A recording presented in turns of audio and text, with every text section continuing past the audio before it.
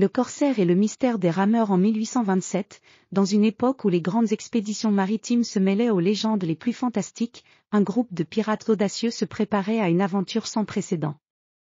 Leur capitaine, le redoutable Édouard de la Mer, avait reçu une carte ancienne et mystérieuse qui promettait la découverte d'un trésor caché sur une île inconnue. Ce trésor était réputé être gardé par des forces surnaturelles et des pièges ingénieux. Le navire du capitaine, le « vaisseau des ombres », était un bâtiment imposant, mais ce n'était pas un simple vaisseau de guerre. Cette fois, le capitaine avait décidé d'ajouter une touche d'originalité et de mystère à son expédition. Il avait fait installer des rangées de puissantes rames en bois, non seulement pour ajouter une touche antique à son navire, mais aussi pour naviguer dans des eaux peu profondes et mystérieuses, là où la voile serait inutile. L'équipage, composé de marins expérimentés et de rames, se préparait pour ce voyage exceptionnel. Les rames, finement sculptées et ornées de motifs complexes, étaient soigneusement installées sur les côtés du navire. Chaque rame était reliée à un mécanisme sophistiqué qui permettait aux hommes de ramer en synchronisation parfaite, transformant le « vaisseau des ombres » en un véritable navire à rames. Le voyage débuta sous des cieux dégagés et une mer calme. Le capitaine de la mer, vêtu de son uniforme de pirate élégant avec des épaulettes dorées et un tricorne flamboyant, observait le lever du soleil avec une satisfaction tranquille. Le vent était léger, et les marins, avec des rames en main, s'adonnaient à une danse rythmique qui faisait avancer le navire avec une fluidité surprenante. Les jours passèrent sans incident, mais l'équipage ressentait une étrange appréhension. La carte avait mené le « vaisseau des ombres » à travers des zones maritimes inhabituelles, où les courants étaient capricieux et les mers, parfois, semblaient se dérober sous leurs pieds. Les marins murmuraient des légendes anciennes sur les âmes perdues et les trésors maudits. Finalement, après des semaines de navigation, une île mystérieuse émergea de la brume matinale. L'île était entourée de récifs acérés, et la mer y était d'un bleu profond et troublé. Le capitaine, avec ses yeux perçants, observa l'île avec un mélange de curiosité et de prudence. Le mécanisme des rames fut engagé, et le « vaisseau des ombres » s'approcha lentement des rivages.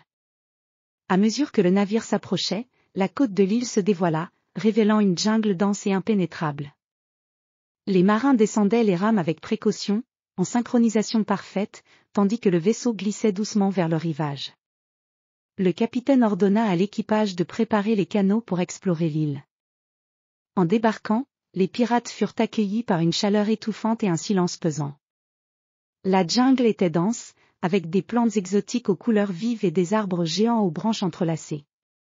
Le capitaine de la mer, accompagné de quelques hommes courageux, s'aventura dans la forêt à la recherche du trésor. Les rames, laissées sur le rivage, semblaient maintenant être les témoins silencieux de leur quête. L'aventure à travers la jungle fut périlleuse.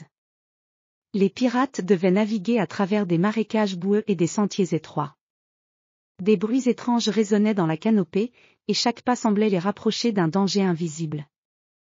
Les rames, symboles de leur voyage, étaient à présent les seuls témoins de leur lutte contre la nature sauvage.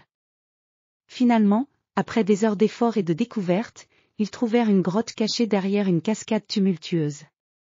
À l'intérieur, le trésor tant recherché scintillait sous la lueur de leurs torchets. Le coffre, orné de pierres précieuses et d'artefacts anciens, était un spectacle éblouissant. Le capitaine de la mer, émerveillé par la découverte, savait que cette aventure serait l'une des plus mémorables de sa carrière.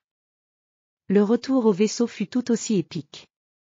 Les pirates, chargés de trésors et de souvenirs, regagnèrent le « vaisseau des ombres » et utilisèrent à nouveau les rames pour quitter l'île mystérieuse.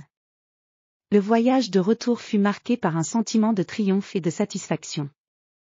Le capitaine Édouard de la Mer, désormais légendaire pour sa quête audacieuse et son habileté à naviguer avec des rames en pleine mer, rentra au port avec son équipage, les mains chargées de trésors et le cœur rempli de récits incroyables. Le « vaisseau des ombres » et ses rames, devenus symboles de l'aventure et de la bravoure, resteraient à jamais gravés dans les annales des grandes explorations maritimes.